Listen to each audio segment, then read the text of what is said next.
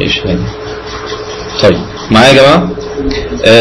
هنبدا نعمل زي ما قلت لكم اللوجو بتاع، اللي قصدي مش اللوجو بس، احنا هنعمل التصميم كله بتاع جيان اللي هو ده. خلاص تعالوا نتعلم ازاي نعمل حاجه زي ديت. اولا معانا اللوجو، على فرض ان احنا بعد مثلا سنه من النهارده جان جت قالت لنا احنا عاوزين نعمل البروشور ده عشان هنطبعه، نفس البروشور ده هنطبعه في الكليه تاني، بس احنا ما عندناش الايه الملف الاصلي بتاعه، فاحنا محتاجين منكم انتوا تعيدوا الايه تصميم الايه الموضوع ده من تاني. فطبعا احنا ما عندناش اللوجو دوت، فعاوزين نبدا نصممه من جديد. تعالوا نصممه من جديد. محفظه مالهاش دعوه بالموضوع. طيب نعمل ايه؟ رايت كليك عليه كده واقول له اوبن ويز ايه؟ فوتوشوب. ماشي؟ او اروح ساحبها كده وافتحها فين؟ في الفوتوشوب، او دبل كليك من الفوتوشوب، او من قائمه الفايل اوبن، الكلام المعروف التقييم. تعالوا نرسم بقى اللوجو دوت. كنترول الت 0 بيجيب لك الاكشوال بيكسل بتاع الصوره. نبدا نرسم اللوجو دوت. قلنا بنرسم اللوجوهات باداه اللي اسمها الايه؟ البين تول. حضرتك المره اللي فاتت. طيب ادي البين تول. الاداه ديت يا جماعه قلنا بتشتغل عباره عن ايه؟ ان هي بترسم مسار عباره عن نقط. النقط دي اما ان هي تكون حاده زي كده، او نقط فيها كيرفات كده، وبنقفل كده فتملاها بلون معين، او زي ما خدنا في البلندنج اوبشنز بايه؟ بتدرج من الايه؟ من الالوان. دي موضوع الاداه ديت. طب تعالوا بقى نبدا نرسم بيها اللوجو ده. هكبر كده كنترول زائد عشان اشوف البتاع بتاعي وضوح. كنترول زائد. طبعا هو لوجو يعني في رخامه شويه، المفروض دي الحته تكون مقطوعه، بس يلا هنبدا نرسمها زي ما هي. تعالوا نبدا من اول هنا كده مثلا. طبعا دي اول نقطه عاديه زي ما اتعلمنا المره اللي فاتت. بعد كده اسحب بحيث الهاندلز دي اتعلمنا بقى المره اللي فاتت ازاي نتعامل معاها، وازاي كل ما تتشد او تطلع لفوق كل ما الكيرف يعلى، زي ما قلنا محتاجه تدريب كبير دي. طيب حاجه زي كده، الكيرف جاي هنا كده والنقطه دي جايه هنا، يبقى الكيرف المتوقع هيبقى ايه؟ مايل كده.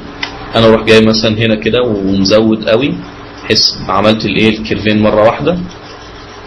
عشان اصغر عشان اشوف وانا برسم، وانا بقلل الاوباسيتي، اروح مثلا متك 20 من الكيبورد فتعمل لك الاوباسيتي بتاعتها 20% بدل ما الغي الاداه واختار من هنا. طيب اي حاجه عشان اشوف بس، لان كان في سواد انا مش شايف انا هرسم ايه هنا، فانا اكتب 20 عشان اشوف. المهم بعد كده اروح مثلا جايب كنترول زد، نجيب مثلا دي كده،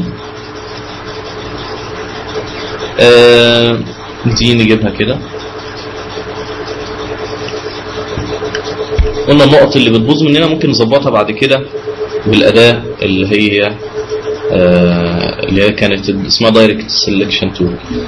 المهم طب واحنا شغالين كده الكيرف ده فيه مشكله، قلنا بنعدل الكيرفات بايه؟ بالكنترول. اقول له ده كده مثلا، وده بالكنترول اجيب النقطه دي حتى اتحركها من مكانها كده لحد ما تظبطها الكيرف بتاعها كده، وده كده. واخدين بالكم انا بعمل ايه؟ تمام. هنا ده كده يعتبر اتظبط، ممكن نزود ده كده شويه.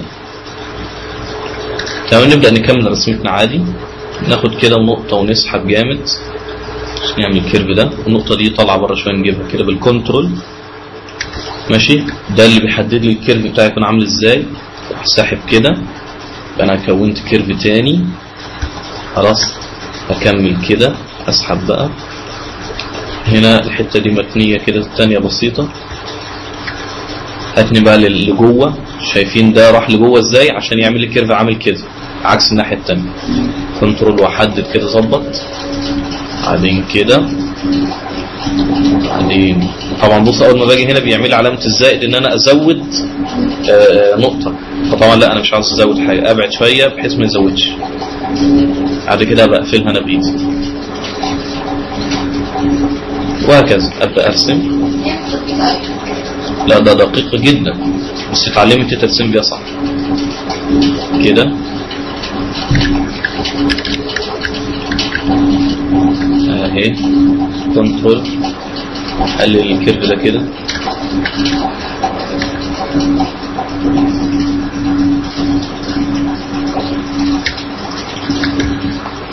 مسألة تظبيط بقى ايه كيرفات.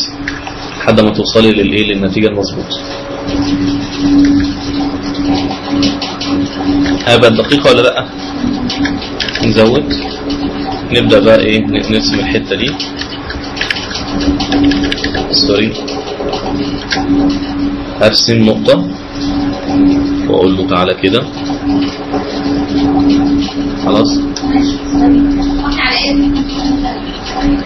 عاوز اعمل كيرف. انا المفروض كنت اكون، لو عاوز ارسم الشكل ده بتكه كده كده كده كده صح لحد ما اكونه. طب انا عاوز اعمله شكل كيرف يبقى فيه نعومه كده. ديليت ده كده. النقطه التكه العاديه ديت تديكي حاجات حاده. خلاص كنترول الت زد كنترول الت زد كنترول الت زد. لكن النقطه المسحوبه اما بتكه واسحب دراج كده تديكي نقطه ايه فيها كيرف. بتكه كده تكه كنترول واحدد ده كده اجيبه.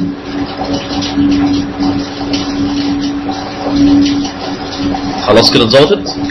النقطه دي ما اتكتش وسحبت، اتكت تكه واحده، فدي عاديه مش هتعمل لي كيرف اساسا طالع منها. خلاص اكون بقى ديت كده. مفهوم؟ انا ببص لحد ما الكيرف اتبنى ولا لا. اتبنى خلاص اقفل هنا كده. مظبوط مظبوط. ليه؟ الصعوبة بتاعت الأداة ديت بالراحه الصعوبة بتاعت الصعوبة في الاداء مالها؟ اللي هو النقط، يعني ناخد النقطة فين بالظبط عشان يثبت. ما انا بقول لك هو بالتدريب هتعرفي ان انا. طب شوفوا دي هرسمها ازاي. عرفنا انا عملت نقطة كده. انا محتاج كيرف عامل كده صح؟ انت كنت ممكن تعملي ايه؟ كنت هترسمي النقطة هنا صح وتسحبي كده وبعدين تيجي هنا وتعمل كده. ده صح. المفروض اعمل نفس الموضوع هنا. لا شوف انا هعمل ايه. هتكه هنا واحدة بس هتكه مع السحب، لاني لقيت ان هي مش محتاجة نقطتين صح؟ واترسمت ولا لا؟ قلنا بالكنترول بعد كده هظبط الايه كده. ماشي. النقطة اللي ايه؟ يعني ايه بنشد منها؟ يعني اي نقطة ممكن احركها. شوفيني احركها واحرك الكيرف بتاعها واتحكم في الكيرف بتاعها. اي نقطة طبعا. هو بيمسك نقط ونقط حادة ونقط فيها كيرف. الكيرف بيبدأ يتحكم فيه. تكة هنا كده والتكة طبعا هنا في كده وبعدين كده، فما ينفعش اخدها مرة واحدة. بصوا مش هتيجي. لا يبقى كنترول الت زد. يبقى اعملها كده كنترول واجيبها بس كده سنة بسيطة لاني غلطت اديتها غلط. تمام. والثانية اعملها كده وامسك الكيرف بتاعها اظبطه. جت. تعالوا ده كذلك كده لجوه شوية هو وبعدين كده طالع سنة بره. امسك دايركت سيلكت تول وامسك النقطة واتحكم زي ما انت بتقولي في كل ايه نقطة لحد اما اجيب الشكل ايه بتاعي بالظبط. مفهوم؟ تعالوا نرسم دي كده.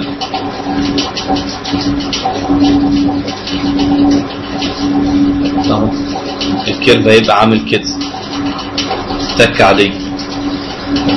وامسك الكنترول واغير في الاداة بتاعتي او في النقطة بتاعتي كده واسحب من الناحية التانية. قفلت غلط. يبقى امسك بالايه كده والكنترول واظبط. مفهوم يا جماعة؟ طيب دي هتعمل بسهولة جدا. مجرد تكة وتكة وتكة وتكة وتكة لأنها ما فيهاش كيرفات. طيب هنا تكة كده ودي كيرف واحد نعمل كده. تعالوا بقى الحتة اللي قلناها المرة اللي فاتت. الكيرف طالع فوق كده، فلو اديت نقطة هنا كده متخيلة ايه اللي يحصل؟ الكيرف هيبقى معمول كده. ده انا مش عاوزه، انا عاوزه العكس. اعمل ايه؟ قلنا الالت كده. بص السهم بيتحول ازاي؟ خديه بقى. لكن الكنترول بيعمل ايه؟ بيتحكم في ايه؟ في الكيرفين يمين وشمال. ده يبقى انا اخد مين؟ بالالت واسحب كده. طب اخليه بره كده ولا جوه كده؟ كده عشان الكيرف هيبقى عامل كده الناحيه الثانيه. لكن لو كده الكيرف هيبقى كده. ونجيبه كده خلاص، واسحب كده ماشي، اجي النقطة دي كده شوية واقفل كده، محتاجة تظبيط النقطة دي جامد، وبعدين العكس بتاعها كده وهنا كده، واظبط بالكنترول، بعدين اقفل خالص كده. ظبطت بالايه قلنا؟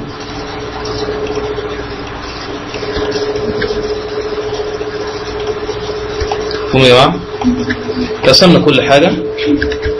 تعالوا بقى نبدا ايه، لو طبعا الشفافيه بتاعتهم كلهم ايه 20% 20%، وكلهم واخدين الجريدينت اوفرلاي. نخلي 100% كده عشان تشوفوها. واخد الجريدينت ايه اوفرلاي بسبب ايه؟ ان اخر واحده انا كنت راسمه كنت مديله الايه الستايل ده بنسميه ستايل. فاعمل ايه عشان ارجعه لطبيعته؟ رايت كليك عليه واقول له كلير لاير ستايل. ان شاء الله اكون واخد 10 تحت بعضها، دروب شادو انر جلو اوتر جلو اللي اتكلمنا عنه المره اللي فاتت، او ممكن اسحب ده كده لو واحد كده مثلا يبقى خلص.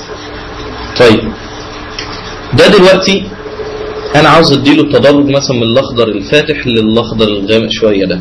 اعمل ايه عليه؟ قلنا رايت كليك بلندنج اوبشنز، اقول له ايه جريدينت اوفرلاي، اقول له الجريدينت. حضراتكم معانا الجريدينت؟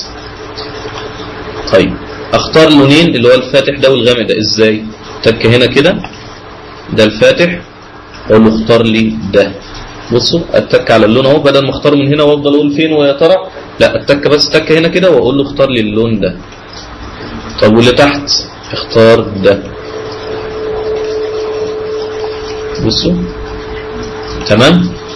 طيب اوكي، والله ده انا عاوزه حلو وعاوز اطبقه على الباقيين دول كلهم. اعمل ايه؟ رايت كليك عليه كوبي لاير ستايل، قلنا ده اسمه ستايل، يبقى كوبي لاير ستايل، وامسك ده شيفت الى ده، رايت كليك واقول له ايه بيست لاير ستايل، خليهم كلهم زي ده. فبص بقى دلوقتي لو انا شلت الباك جراوند دي، ده اللوجو بتاعنا يا جماعه. طيب نحطها تاني، ناقص لنا فيه ايه 3 نقط دول، ارسمهم طبعا مش محتاجين بقى كيرف بقى وادوخ نفسي، يبقى نقطه اهيت واخده حتى الستايل زي ما احنا شايفين. اخد كوبي منها ازاي؟ الت واسحب،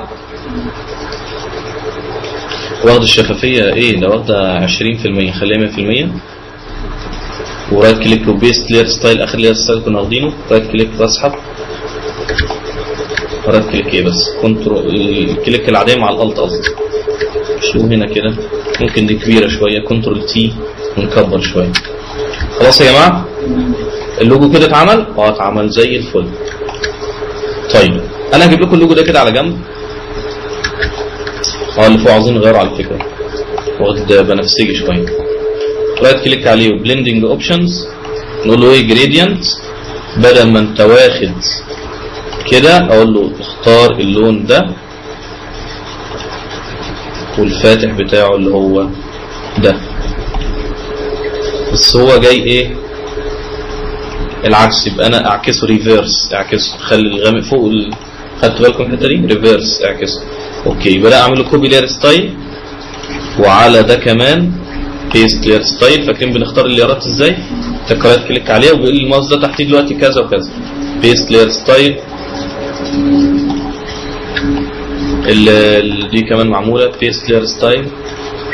كده انا خلصت اللوجو تمام. تعالوا كده لو كبرنا الصوره ديت، بنكبرها ازاي؟ رايت كليك عليها من هنا كده، او من قائمه ايمج سايز، او من هنا ايمج سايز، اقول له والله دي بعد ما كانت 41 سم العرض بتاعها خليها 100 سم العرض. اوكي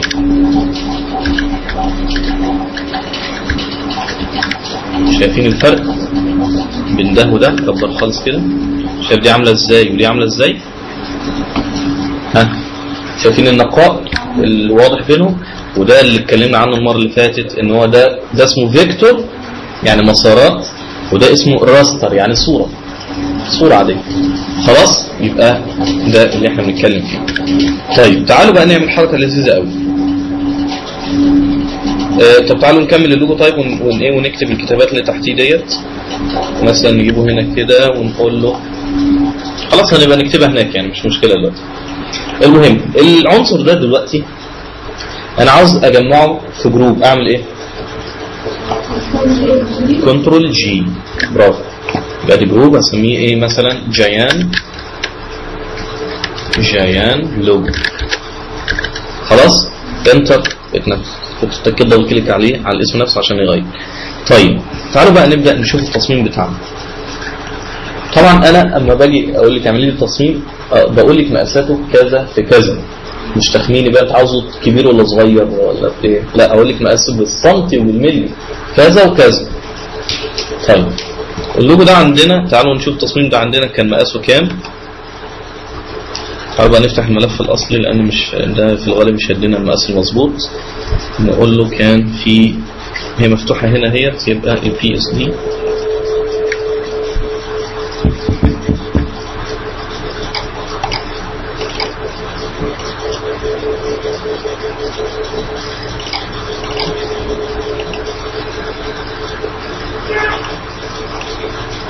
تمام.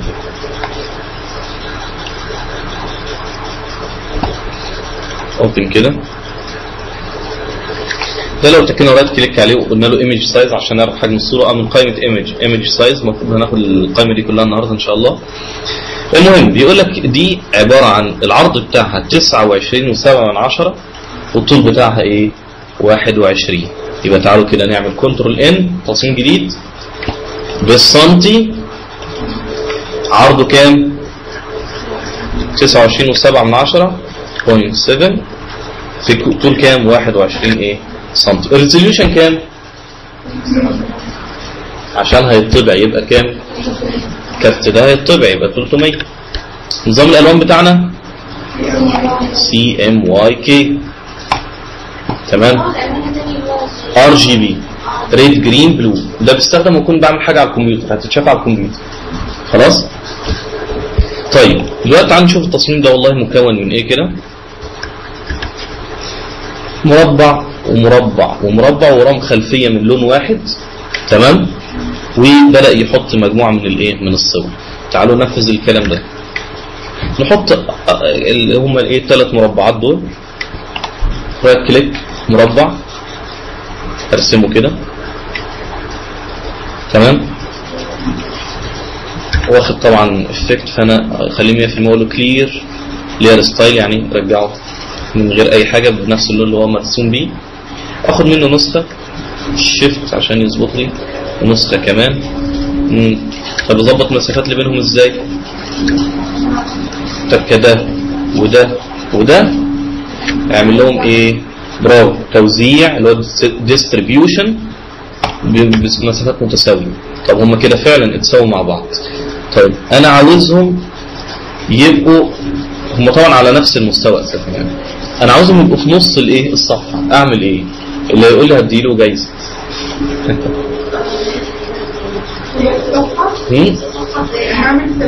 اصلا بصي ده جاي هنا حته بيضاء وده طالع من تحت شويه اللي هنا مش قد اللي هنا واللي هنا مش قد اللي هنا. انا عاوز اخليه في النص بالظبط.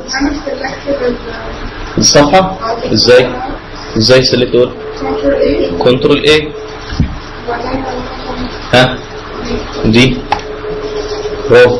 وبعدين هي اتحذت من هنا من فوق وتحت صح؟ افقيا ديت صح؟ هو دي مشي بيها ليه؟ لان فعلا شاف سيلكشن اهو موجود. شاف سيلكشن موجود قال لك هخليهم لك في النص افقيا ماشي.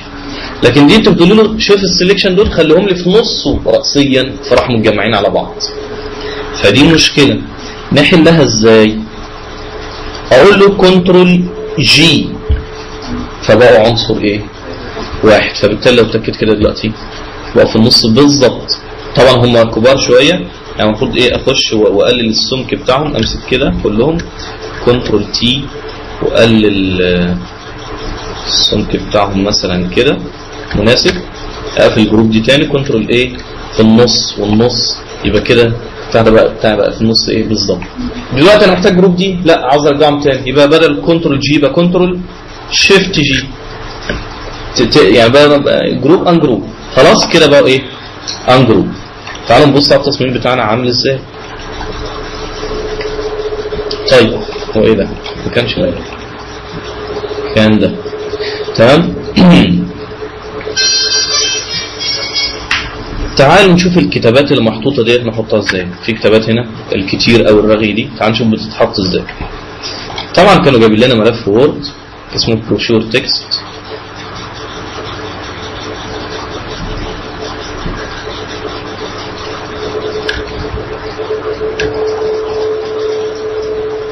اهو. طبعا يعني مش هنعمل بروشور كله يعني بالظبط، بس هناخد بس اعمل لكم مثلا في كل عمود اعمل لكم واحده يعني. طيب الصفحه اللي انا كنت عاوزها اللي هي كان فيها ايه دي، كان فيها تعالوا نعمل الصفحه ديت اللي هي بتاعت دوره الاخراج. دوره الاخراج اهي خلاص، ودوره التصميم ودوره المونتاج. بنبدا نحاول هنا كده كنترول سي واجي هنا. طبعا الوورد بيحتفظ في الذاكره باللي انا مع اني قفلت يعني. امسك المربع ده كده خلاص وابدا احط فيه النص بتاعي. خدنا في التكست اما باجي اعمل تكست بعمل ازاي عشان اعمل فقره. قلنا بدل ما بتكه تكه عاديه واكتب او اعمل بيست، تخيلوا لو تكيت تكه عاديه دلوقتي عملت بيست اللي يحصل.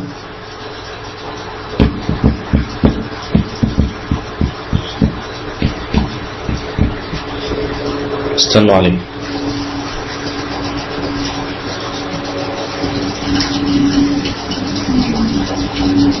قالب بس النص عشان يبقى ابيض عشان تشوفوه. لو عملت بيست خلوا بيكتبها على سطر واحد، تفضل تكمل تكمل تكمل تكمل تكمل، يعني هي حاجات ضخمه اساسا احنا مش شايفينها. المهم احنا بنعمل ايه؟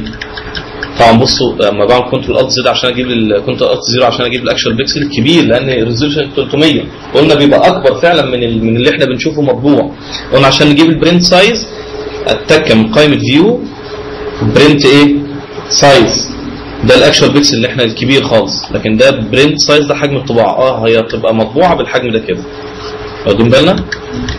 طيب خلاص اهو.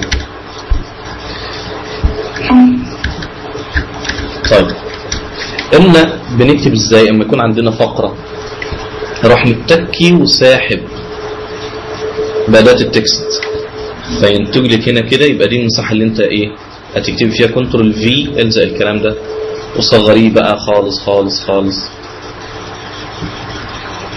يبقى ده النص بتاعنا خلاص. المفروض طبعا اظبط حدود التكست ده هنا كده، اجيب دي كده. حتى بيعمل حاجه اسمها سناب، بص تلاقيه راح لازق في مين؟ في البدايه، مش هتلاقي صعوبه يعني. تمام؟ تمام جدا. تعالوا نكمل. تعالوا نشوف الالوان عشان نمشي عليها مظبوط. ديت كانت واخده تدرج من تحت زي ما انتم شايفين كده الايه؟ اللي فوق، يبقى تحت كان بنفسجي فاتح وفوق ايه؟ ابيض، والخلفيه ورا خالص بنفسجي. تعالوا نفتح دي وناخد منها الالوان بتاعتنا. اهي اقول له خد، فاكرين دي بناخد منها الالوان ولا لا؟ اقول له خد ده كده، والبنفسجي الفاتح اللي هو دوت التكه الت بحيث ياخد ايه؟ يملى الباك جراوند كلر. مفهوم الكلام ده؟ طيب نرجع هنا نقول له والله الشيب دوت اللي هو ده، رايت كليك عليه واقول له بلندنج اوبشنز، واقول له خد جريدينت تدرج ماشي بين لونين. اللون الابيض اخليه زي ما هو، لكن الاسود ده استبدله لي بالرمادي بالبنفسجي الفاتح ده. طبعا زي ما انتم شايفين واخد البتاع كله. لو عاوزين نقلل قلنا بنمسك ديت، ده في الجريدينت يا جماعه، اقللها زي ما انا عاوز. تمام؟ اصل الشاشه عندي مش خلاص. طيب الباك جراوند اللي ورا انت عاوز يكون ايه؟ البتاع ده كده. طيب النص عاوزه يكون لونه ايه؟ بنفسجي اللي هو الغامق ده. يبقى اتك على النص كده والت باك سبيس. فيها مشكله الموضوع ده؟ طيب تعالوا بقى نعالج مشكله النص ده. المشكله الاولى ان هو لازق في الاطراف. خلاص تعال نتكه تي من الكيبورد او نختار ده، تك هنا جواه واقول كنترول اي حدد الكل. وتعالى بقى نمسك من هنا كده او من هنا وهنا تظبيط الايه؟ الباراجراف بتاعنا. اولا نوع الخط محمد بولد ارت ده انا بحبه فعلا، من الخطوط المحترمه جدا في كتابه النص اللي ورا بعضه، مش عناوين. تمام. عاوز الحجم بتاعه ايه؟ 12 ده كويس؟ خليه 12 بس، 12 واحد، خليه 11 مثلا عشان يبقى عندنا مساحه قد. المهم ده الخط بتاع المسافات اللي بين ده، انا مش عاوز اظبط فيه حاجه. نخش على الباراجراف بقى. المحاذاه لليمين، لا انا عاوزه لليمين مع جاستيفيكيشن، يعني يظبط لك النهايات دي فين؟ على الخط ده. بصوا اشيك ولا مش اشيك؟ اشيك. طيب قلنا البدايات من هنا ومن هنا بنتحكم فيها منين؟ من ده وده. عاوز ابعدها من الشمال كده بمقدار مثلا 10 مناسبة، خليها 15، ومن اليمين 15 زيهم. فهمتوا الكلام ده يا جماعة؟ طيب ممتاز جدا. عاوز تعمل حاجة تاني هنا؟ ممكن قبل ما يبدأ اي باراجراف ياخد مسافة مقدار مثلا 15، كتير 15، خليها 10 بس.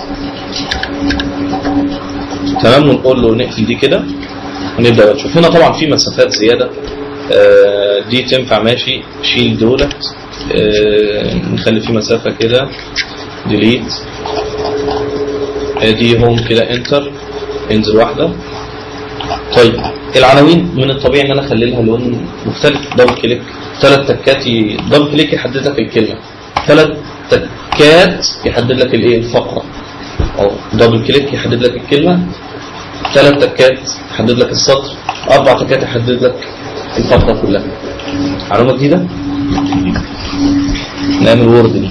طيب نختار الفونتس طبعا من هنا زي ما قلنا، او من الناحية الثانية. نختار خط عناوين، وليكن في خط اسمه SKR. الخطوط ديت QCF دي حوار كده بفهمكم بعدين.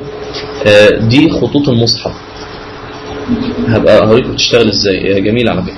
المهم انا كنت بتكلم على حاجه اسمها SKR. طب ما تكتب اسمها وخلاص، مش في ممكن نكتب اول الحروف S، طبعا بكتب عربي SKR خلاص. هو ده اللي انا فعلا كنت عاوزه. حجمه 12، لا خليه 13 كده كبير. طيب لونه عاوز يكون ايه؟ نختار بنفسجي غامق قوي كده مثلا، يميل الى الازرق تقريبا. خلاص. اللي تحت نفس الوضع كده، واقول له كان 13، واقول له SKR انتر، واللون بتاعك خد ده. ننزل تحت. صعب الكلام اللي انا بعمله ده؟ 13 و SKR واللون ده. اوكي كده العملية اتظبطت معانا. تعال نعمل بقى السحبة الجميلة دي. نعمل ايه؟ نمسك مربع كده، نبدأ من اول هنا كده عامل كده مثلا، بعد كليك عليه وكلير لاير ستايل، يعني الغي اي حاجة ايه محطوطة عليه، فرجع اسود خالص كده. طبعا نرجعه تحت مين؟ تحت النص، لان كده مغطى على النص فينزل تحت واخد نفس اللون، فما انتوا شايفين. لكن لو خد لون كده كان كده مغطيه، هنزل انا تحت كده، لان ده اللير بتاع النص يا جماعه. طيب دبل كليك عليه واقول له اديني جريدينت التدرج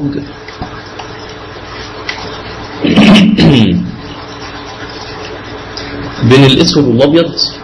علمت حركه خطيره، خليه طبعا هو 90 درجه فواقف كده، فالجريدينت زي ما انتم شايفين ايه كنترول زائد كده من ايه؟ من تحت لفوق. فلا لو خليته 0 يبقى من اليمين للشمال. شايفينه متدرج من الاسود للابيض صح؟ فاكرين البلند مود اللي احنا كنا اتكلمنا عليها في القصه اللي فاتت، وقلنا بتغير في الالوان، منها نظام اسمه سكرين. حاجه واضحه؟ اسمه ظاهر عندكم؟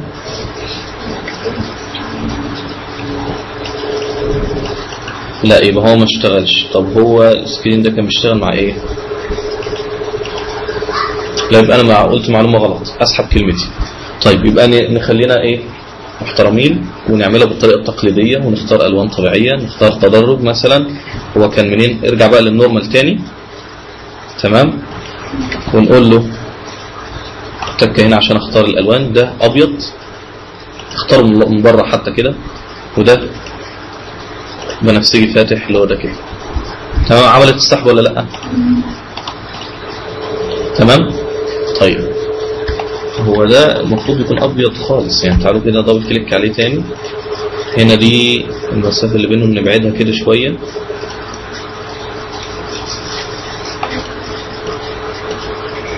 باين ابيض خالص ولا باين فيها حته بنفسجي؟